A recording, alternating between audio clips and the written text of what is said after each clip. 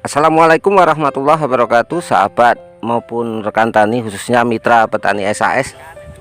Di sini saya berada di lahannya Wak Penot, tepatnya di Desa Pasarawah, Kecamatan Gebang, Kabupaten Langkat, Sumatera Utara, yang memang merupakan sentra pertanaman semangka dan melon untuk Kabupaten Langkat.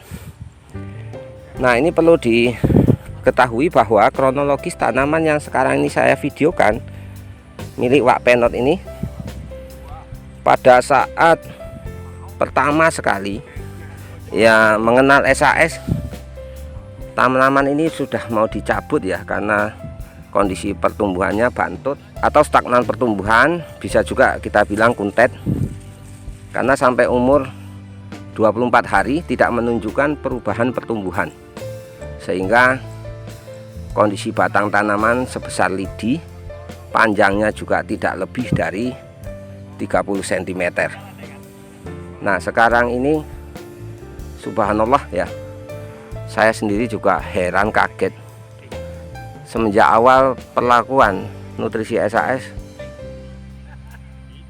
menurut testimoni beliau yang juga saya punya rangkuman videonya, sore diaplikasikan, besok pagi bisa tumbuh menjalar sepanjang rata-rata 20-25 cm dalam tempo 1 malam, dengan menggunakan keman daun dosis 4 tutup, ditambahkan Salmar dosis 2 tutup, dan ditambahkan dengan Dovestar dosis 3 tutup per tangki.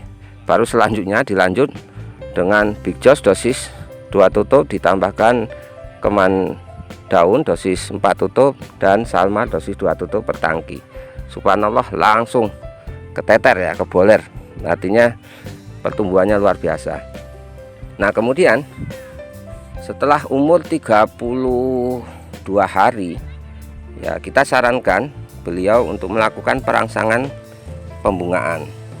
Jadi di situ kita aplikasikan ya keman andalan buah atau keman B dosis 4 tutup, ditambahkan Saka andalan dosis 3 tutup dan Salmar andalan dosis 2 tutup per tangki. Dan yang lebih mengherankan atau mengagumkannya, bukan sekedar tanaman ini menjadi harapan yang sangat besar dari keputusasaan Wak Penot, karena awalnya sudah mau dicabut karena jelek, dan ini hamparan ya, dengan luasan lebih dari 4 hektar. Nanti teman-teman khususnya yang biasa berbudidaya tanaman semangka bisa buktikan dengan aplikasi Salmar 2 tutup, ditambahkan Saka 3 tutup, dan ditambahkan keman buah 4 tutup per tangki pada usia antara 26 sampai 28 HST, khususnya untuk tanaman semangka non biji, insya Allah akan banyak bermunculan buah-buah kembar. Artinya dalam satu cabang itu akan ada muncul buah kembar dalam satu ruasan yang sama.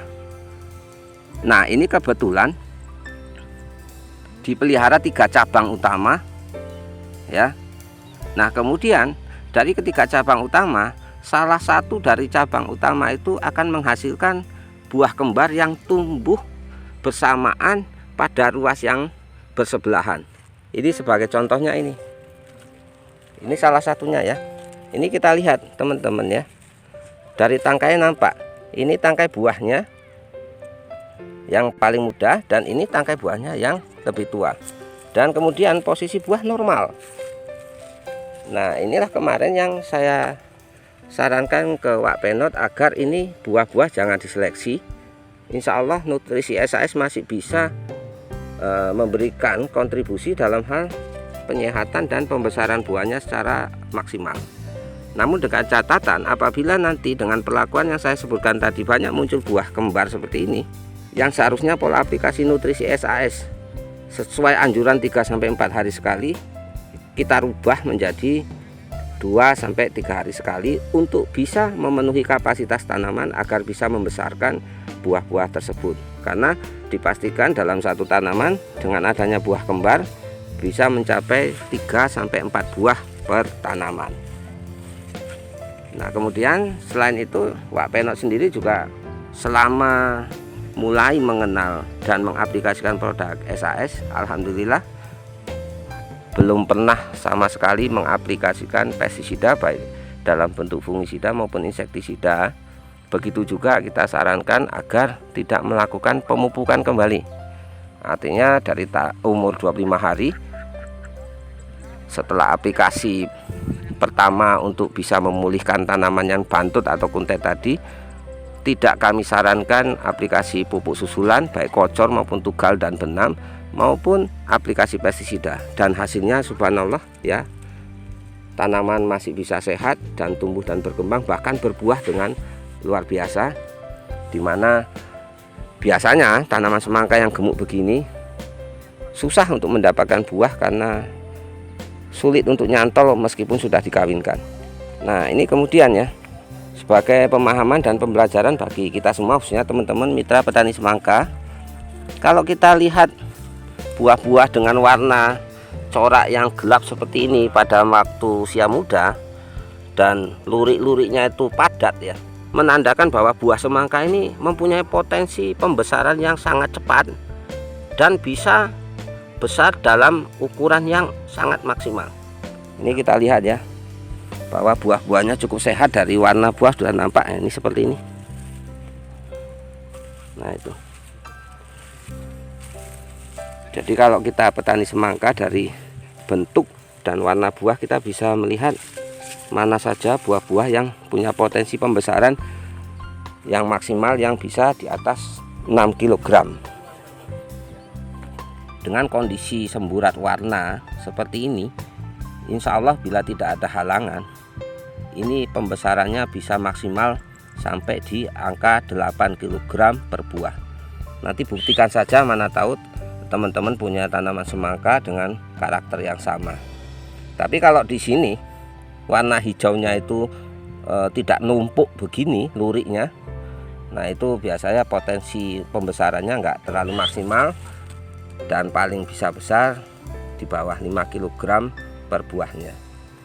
Jadi buat teman-teman ya, kadangkala kita lupa untuk mengikroi tanaman ataupun buah, bahwa dengan kondisi seperti itu kita bisa mensiasati bagaimana teknis kita untuk memperlakukan tanaman, khususnya dalam pemberian nutrisi dan perawatan harian sampai panen.